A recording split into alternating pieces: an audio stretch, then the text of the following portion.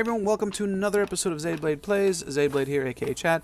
Today we are doing a tutorial, another one. Yay! Automation in Better Than Wolves is friggin' cool. Also, don't forget to hit that subscribe button if you haven't done so already to make sure you get updated. Also, when I post notes like it did today about not having a video up because I lost all the footage, you'll get that. You'll know, and you'll know what happened, that I didn't die. As some people tend to fear if I don't post every day. Anyway, so what we have here is our automatic clay-fired pottery thing. So what this is doing, it's going through and making me tons and tons of unfired pottery. Now this is the first step to making a fully automatic, for the most part, solar factory. So yeah, we're getting there. It will be there. It'll be ready. It'll be all good to go. So what I'm doing, I'm just plopping these here so that I can use them. Alright, so this is the working system in place. As you saw in my other video, or haven't, I'll link it over here, that there is a... in my other video, I do have the power running differently, which is why I'm doing it here, just to show you the possibility of what you can do. So with a power source, we need a power source, mainly because we need it for... oh shoot, that guy right there, and I just broke the system. Oops. So that one would probably be a bit off, whatever it ends up being. There we go. Okay, now it'll continue on as it goes. But anyway, you can see the system here working just fine. We've got some block dispensers here as timers. They are awesome for timers. And as well as part of the timing system is this. This is our ticker. Now, it doesn't matter what setting you have this on. It just means it's going to be a whole lot freaking slower. This setting doesn't matter. This is just the thing that sets off when these go off and when it should trigger to have the piston push. Right, so we're powering. This is the main power. You don't need this one. Oops. Or this one. I might as well just cut them off. Those are just to have the two hoppers for that one and this one so that they automatically pump everything into a chest. That's not mandatory. You don't need that. It is nice to be able to do that. So you can just chuck stuff in the top here, automatically fills in there, and then everything you make gets stuck into a huge chest instead of just this small hopper. Now, again, we aren't nearly creating that many where filling a hopper would happen. I would need a crap ton of clay, and right now it's a manual system. So anyway, I'm going to get into how to build this just in a second, and here we go now. Okay guys, here we go. To start it off, you need an area roughly this size. So you need an area by 1, 2, 3, 4, 5, 6, 7, by 1, 2, 3, 4, and one below that level. So you need this one below that level mainly to do the refill of the station once it is complete. Alright, so it is... I mean, the turntable, it does require some gold, but for the most part, there isn't a lot of gold involved in this build because it's mostly block dispensers. There is a buddy block, and that is gold as well. So to start this off, we have our little turntable here turning. We need to have one buddy block here on the other side, and this is going to be filled with our clay. We need to have a hopper right here to collect our goods once we're finished. There we go, like so. And so this block here is going to make sure that nothing gets pushed out and everything gets put into there. Now the next thing that helps this system run is to have the buddy block set right here. This is what's going to give the 1-tick pulse. So there is one output and then there's 5 inputs. So if any block change happens right next to any of those eyes, it makes a tick. It sends a pulse. Right, and that pulse is going to go directly into this block. And then that pulse is going to go directly into this block, like so, and put a little bit there. Alright, so what's going to happen is this is going to send signals here into this one. This one's going to send a signal into this block, which sends a signal into this block here. And then this block is going to send a signal there. Oh, shoot. That's not what I meant. Let's try that again. I'm just going to send a signal here and here, and this is going to be where the piston is. Now it can't be a sticky piston. It cannot be a sticky piston. If it's a sticky piston, it'll mess up because it'll actually push the block back and it'll keep going and then make it into nothing. Right, so that's the basic setup right there. That is, oops, missing one thing. That's it. Oh, hold on. No, that's not it. I lied. That is it. So see, what this does is this pushes a signal to the block dispenser. And as long as the block dispenser has a redstone signal, it'll keep pushing whatever block is there. The second the redstone signal is gone, it pulls it back in. There it is. And so that's the thing that's going to basically be reloading with a clay block so that we can keep it going. This is the thing that needs to be refilled as well. Now these two are timers, and to make a specific item that we want, in this case is a soul urn, we need to have 5 non-conductive blocks followed by a redstone torch. And so what'll happen is if I just update this block here like so,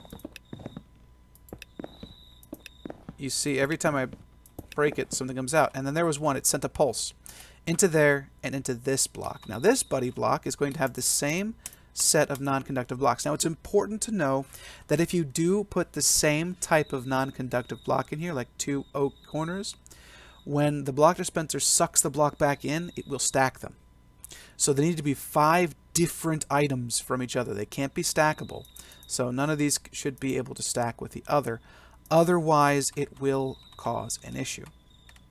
So this block right here, I didn't need it as wide as I thought I did. Oops. This block dispenser here is the one that defines what is going to be output. So with 5, it's going to go through 5 stages. It should now create the soul urn. If we take one out, it should create the vase. Another one out should create planters. And another one should create the basic, what's it called, crucible. So I think, I have to test that, but I believe that is. For all I know is that right now with the setup of 5 and 5, this will get us the urns that we're looking for. So you can, I'll fiddle around at the end, we'll see what we can create with this.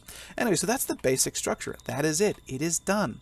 Now what we need to do is hook up power. Without power, we cannot do anything. Nothing's going to work in this build. So, bring that there.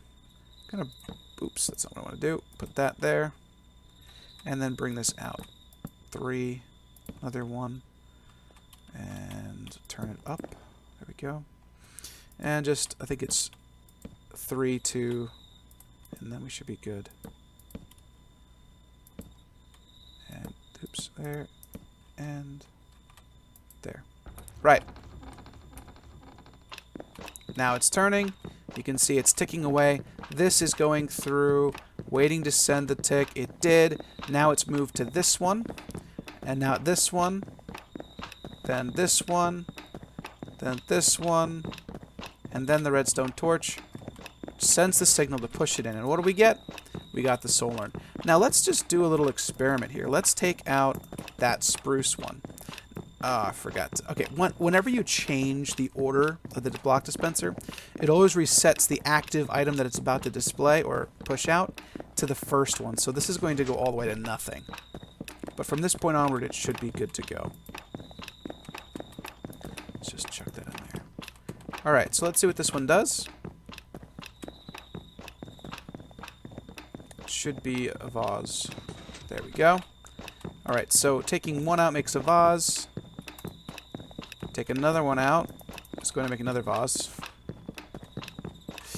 Because I took one out. The other thing to do that I didn't show, actually, is you want to cover this up. Like that. But you never want to cover this block up. If you cover that block up with a block, with a full block, it will stop the balls from falling down properly and stop them from getting caught. Alright, I just missed it. What did we create? So I just want to see. We took another one out, so it should be a planter this time. Yes, it is a planter. Okay. Take another one out. It should be one of these guys. And then, yep, let's try it again. should be a planter again. Yeah, okay, and then that's a planter. So if we take another one out, it should be just plain blocks, I think.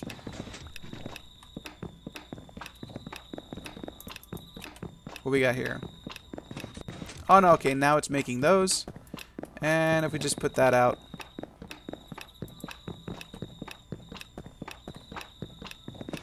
Oh, I gotta let it reset. Send one. Send another one. Okay. It's still making those, but that's good. So, if you take all out but this, it will create these guys. Unfired. Oh, unfired. Why is it called all unfired pottery? It'll make the crucibles. If I just take them all out, just let it be that, what'll happen?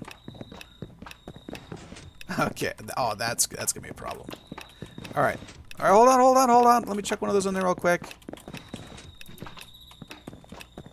Should now work. Yeah. Okay. So let's put all this back in there. Now it should function just fine, and now it'll give us the same thing we were looking for. But yeah, that's nice to know. For each one that you take out, if you take out one, it'll make unfired pottery. Take out two, it'll make it'll make an unfired vase. Take out two, it'll make an unfired planter. Take out three or more, with only having one or so in there, it'll make unfired crucible. And also, if you add one in, you should get molds, and molds are a cool thing you can use with the anvil to basically be like a space holder. All right, that should be it for this system. But look, it's fairly easy, fairly compact. That's it.